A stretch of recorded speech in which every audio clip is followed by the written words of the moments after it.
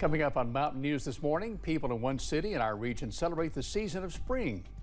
And an Eastern Kentucky Youth Club expands its services, giving the younger crowd a place to have some fun. Dedicated to Eastern and Southern Kentucky, this is WYMT Mountain News this morning.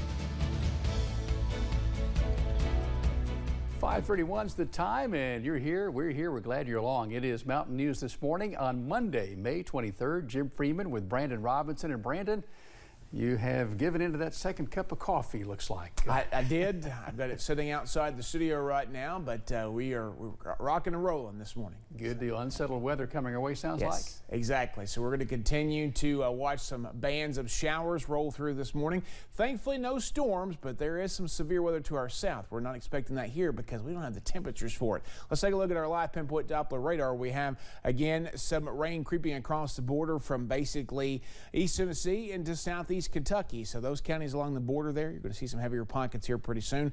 Also from basically Rock Castle over through Estill and Powell counties up along the Mountain Parkway over toward Wolfe County, seeing some heavier pockets up that way as well. US 119, US 23 over Pikeville, near Pikeville Commons this morning. No big issues out there. Some wet roads, but not a whole lot of rain just yet. Temperatures in those upper 50s and low 60s.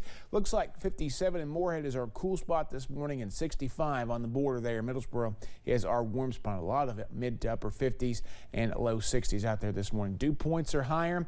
Again, dew point right there in Middlesboro, the same as the air temperature, so that means it's getting uncomfortable down there with the sticky level. And of course, the further north you go, the better off you are because you're in the more of that comfortable category there with those low to mid 50s up to the north. 12-hour planner for today. Keep the rain gear handy. Rain and fog this morning, and temperatures do not move a whole lot today. We might have actually reached our daytime high at midnight last night, and we're going to continue to stay kind of stable there in the upper 50s and low 60s, maybe mid 60s if we're lucky if those skies start to clear this afternoon. Sunrise at 6:18, sunset at 8:43. Jim? Thanks, Brandon. Having to be quick. Dodge those raindrops today. An Eastern Kentucky Fire Department is mourning the loss of a man who worked hard to serve his community. The Garrett Area Volunteer Fire Department made a post on Facebook late Sunday night announcing the death of firefighter Philip Caudle. He died at McDowell ARH after he had an apparent heart attack while assisting with traffic control for the Floyd Central High School senior graduation parade last evening. Officials from the fire department say he was always one of the first people to respond to a call and that everyone will miss him dearly. No funeral arrangements have been announced. Crashes at one intersection have claimed the lives of at least 8 people. We're talking about an intersection at Route 119 and Old Logan Road in Logan County, West Virginia. Kim Rafferty looks into what's being done to make that area safer. April 13th, 2021 is a day Tiffany Gross says replays in her mind over and over. I still have nightmares every night. I hear them scream out. They're like in my sleep. Tiffany says she and her kids were following her father on Route 119 in Logan County when tragedy happened right in front of their eyes. He pulled off of Logan Road to go towards Logan, and he was T-boned. Tiffany says she pulled over and ran to her dad's car to check on him. He wasn't breathing on the scene, and they worked on him for probably an hour, hour and a half at the hospital, and then he was pronounced dead. His grandkids miss him so bad, like so bad. And Tiffany isn't alone. Her pain is also felt by Kaylee Bannister, who is just 14 years old. She lost her grandmother in an accident at the same intersection. Deputies say a truck pulled out and hit Linda Lee's vehicle, killing her. Kaylee's mom was also injured in the passenger seat, and she says the news of her grandmother's death was devastating. She was always there for me, and now she can't be, and that breaks my heart. So we started digging for answers and found since 2017, WSAZ has reported on 8 deaths caused by accidents at that intersection. We also found it's one of the only major intersections along 119 in Logan County without a traffic light. So we asked law enforcement if they believe that should change. But I do think that there needs to be something done by the Department of Highways.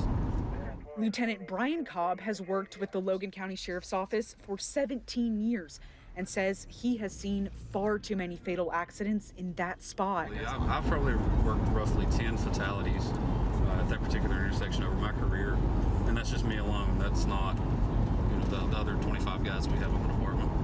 Lieutenant Cobb says heading into the curve right before the intersection, speed is an issue and signs aren't enough. Do you think that the 55 signs help around there, or do you think people slow down? I don't. I doubt that anybody pays attention to it, just to be honest with you. So we went to county leaders, including Commission President Danny Godby, to see what's being done to protect drivers. We've reported 8 people have died there since 2017. That's a lot of people. At the old Logan Road? Mm-hmm. Yes, it is.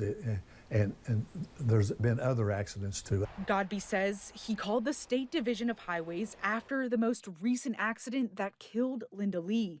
Do you think now this was kind of the tipping point as far as like, okay, now we're going to do something about this? I think there's been a lot of outcry since this last accident has occurred.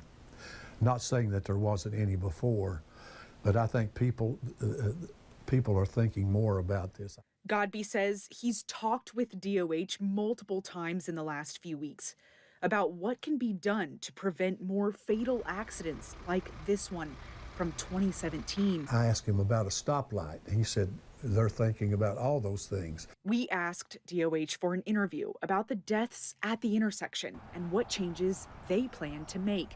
A spokesperson ignored our request for an interview, but told us they are actively reviewing the intersection for potential improvements. Those improvements include restricting left turns from the side street and adding a traffic light. We asked about a timeline for a decision on those options, and were told the review being conducted is to develop concepts so the design and construction schedules will be dictated by the complexity of the option chosen. For Tiffany and Kaylee, they just wish they could talk with their loved ones again. If I was able to still, obviously I'd tell them not to take that way that day. I mean, and obviously I'd tell them that I love them more than anything. Forced to move forward without them. And that's been him 2 years ago. But hoping the road where they lost some of life's most precious gifts now leads to changes that will spare other families the same heartache. No one else deserves to lose their lives in a car wreck. No one. No. My Nana was an amazing woman. She did not deserve her life being taken away like that. That was Kim Rafferty reporting. Officials with the Department of Highways say one change that will be happening soon is the installation of rumble strips on the side of the road. They say they also recently trimmed brush to increase sight distance for drivers. Now back here in eastern Kentucky, the Boys and Girls Clubs of Appalachia will be expanding services after a long-awaited project finally gets underway. The organization has a facility in Knox County and 2 in Harlan County. Joining those 2 buildings in Harlan will be a multi-use space, including a new gym and the greatly expanded kitchen. Despite the decade-long wait, officials say it is working out for the best. It actually came up that we were able to get more property, and so we're able to have we're going to have the gym that we want and a playground. Officials expect the project to be complete in the fall of 2022 and believe they will be able to expand some services significantly. Paintsville's Spring Festival was held this past weekend. Officials say they had a bit of something for everyone at the festival, from coffee and Cajun food to handmade crafts and artisans. Executive Director of Paintsville Tourism, Jeremiah Parsons, said there was a great turnout during the weekend. We've had a lot of people in downtown, people from all over. We've got vendors that have come from outside of the region to come in. We've got a couple out-of-state vendors here today, and the locals have really enjoyed being able to be here at Spring Fling. Parsons said the event was a great way for businesses to gain more exposure and boost the local economy in the process. The 2022 Mayfest was held this past weekend in Whitesburg. Folks came out to enjoy the sights and sounds. WYMT's Jordan Mullins has more from officials and organizers in Letcher County about that celebration. After being canceled due to the pandemic, Mayfest is back in the city of Whitesburg. We haven't got to do Mayfest for the past 2 years because of COVID. So this is our first year after a 2-year hiatus. Organizers, vendors, and festival goers are thrilled to be out socializing once again. To have an event like this where we can all gather in one spot and have lots of people in one spot is the coolest thing, you know. So, you know, the city of Whitesburg and tourism has worked together to do this, and we're just thrilled about it. But there's more than just vendors. There's also music, games, and more. This year we have an axe throwing station. There will be a brewery and distillery here.